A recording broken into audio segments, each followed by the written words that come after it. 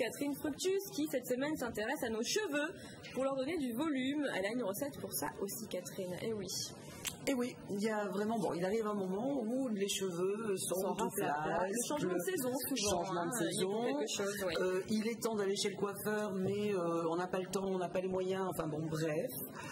Il est une vieille astuce qui permet de leur donner du volume avec un coût très peu élevé. C'est bien, quand c'est pas cher, c'est bien. Ça vous plaît, ça, Julien? Moi j'adore quand c'est pas cher.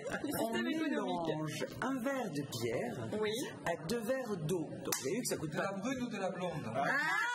Bonne question. La chevelure de Marie-Madeleine, les reliques sont blancs. Donc c'est alors on va prendre de la bière blonde, mon père. On va le faire comme ça. Je vais dire une bêtise, la blonde pour le blond, la brune pour le brun. Non, on prend de la bière basique, pas avec de la grenadine des trucs là. Une bière basique, on s'en fiche. Donc un verre de bière, 2 verres d'eau. On mélange, évidemment les bulles vont partir, ça n'a strictement aucune importance. Et on verse ce mélange sur la chevelure. On masse très délicatement en insistant sur le cuir chevelu et les pointes. Et ça les fait gonfler. On garde 5 minutes. Comme elle fait gonfler les ventres, elle fait gonfler les cheveux. Donc c'est ça. On garde 5 minutes ce masque magique. On procède à son shampoing habituel en n'oubliant pas, bien évidemment, de faire un dernier rinçage au vinaigre. Et l'odeur, ça va? Parce que l'odeur de la bière... Vous me faites chaque fois le coup tous les deux. Non, mais on est sensible aux odeurs ici, Catherine. On est comme ça. Vous vous souvenez, lorsqu'on avait parlé de la bière comme lac, et je vous avais dit qu'en fait l'odeur partait au bout de 2 minutes maximum. Il en est de même pour le vinaigre. D'accord. Donc le vinaigre, c'est pour mémoire 1 cuillère à soupe de vinaigre dans 1 litre d'eau fraîche. Et on aura non seulement des cheveux qui ont du volume, mais en plus ils seront brillants. Et après, on récupère la bière avec les pellicules. On récupère ça vous regarde, Xavier. La bière, moi, maman nettoyait ses feuilles de plantes vertes avec de la bière. Pour qu'elles soient brillantes. Non, puis les caoutchoucs à la bière, puis ça leur donne des vitamines. De la force. Bon, on poursuit avec un gommage d'été pour le corps. Alors, gommage gratos. Ça c'est bien, j'aime bien quand c'est gratos. Vous aimez bien les chroniques de Catherine.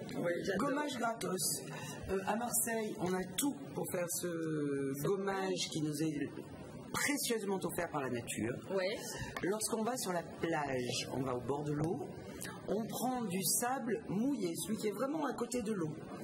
On en met sur le corps en faisant des petits massages circulaires. Donc on fait son gommage à la plage. On fait son gommage à la plage. On peut s'asseoir au bord de l'eau discrètement. Enfin, je veux dire, on n'est pas obligé de faire comme dans sa salle de bain. On peut le faire très discrètement sans que personne s'en aperçoive. Donc on insiste beaucoup sur les genoux, les pieds et les coudes. On va dans l'eau pour se rincer. Si sur la plage il y a une douche, on va prendre une douche d'eau douce, mais c'est pas urgentissime. S'il n'y a pas de douche sur la plage, le soir en rentrant à la maison, douche fraîche et un petit peu d'huile d'olive pour hydrater le tout. Alors l'huile d'olive, ça rancit un peu, non? Non, pas du tout. Non, pas du tout. Il faut la conserver à l'ombre.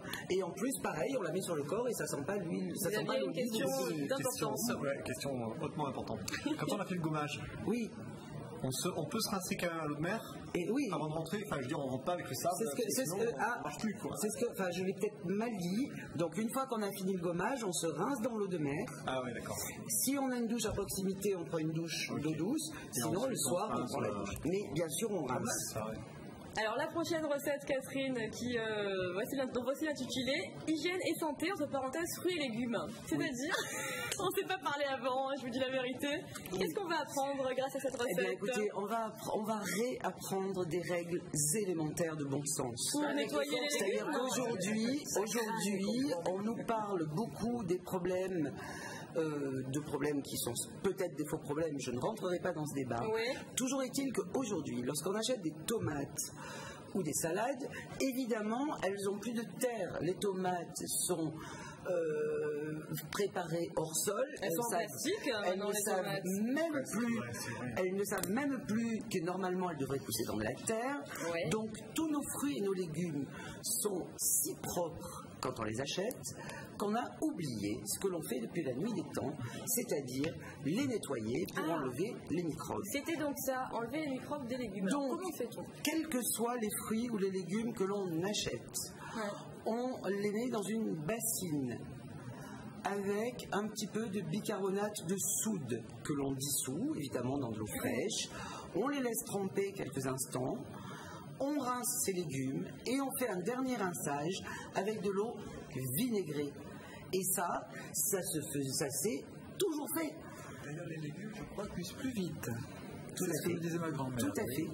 Tout à fait. J'ai des restes. Et C'est bien. l'eau vinaigrée, est-ce que pareil Vous voulez la boire après, c'est Non, ça, c'est on a pas compris que vous vouliez récupérer tout, la bière, le vinaigre, on récupère tout. Non, mais est-ce que le fruit et légumes ne garde pas le goût? Non, pas du tout, parce que vous faites un dernier rinçage à l'eau fraîche et grâce à ça, vos fruits et vos légumes, vous pourrez les consommer crus, sans aucun souci. Mais c'est hyper important de le faire. Alors Catherine, très très rapidement, parce qu'on a dépassé largement déjà le temps, dévisser une ampoule cassée sans se faire mal. Oui, alors l'ampoule est complètement coincée, on n'arrive pas à la dévisser, on éteint la lumière, voire le disjoncteur, comme ça il y a zéro risque. On coupe une pomme de terre en deux. On prend la moitié d'une pomme de terre, on l'enfonce dans les petits morceaux de verre qui restent dans l'ampoule. Pour les enlever, on dévisse délicatement et l'ampoule va se dévisser toute seule. On fait attention aux éclats éventuels. Bravo Catherine, toutes ces recettes sont très douées, qu'on retrouve dans votre livre. Vous pouvez applaudir bien sûr, recettes et astuces d'autrefois pour aujourd'hui, beauté, santé, maison aux éditions Odile Jacob. Merci Catherine, on passe tout de suite à la rubrique quartier avec le père Ottonello.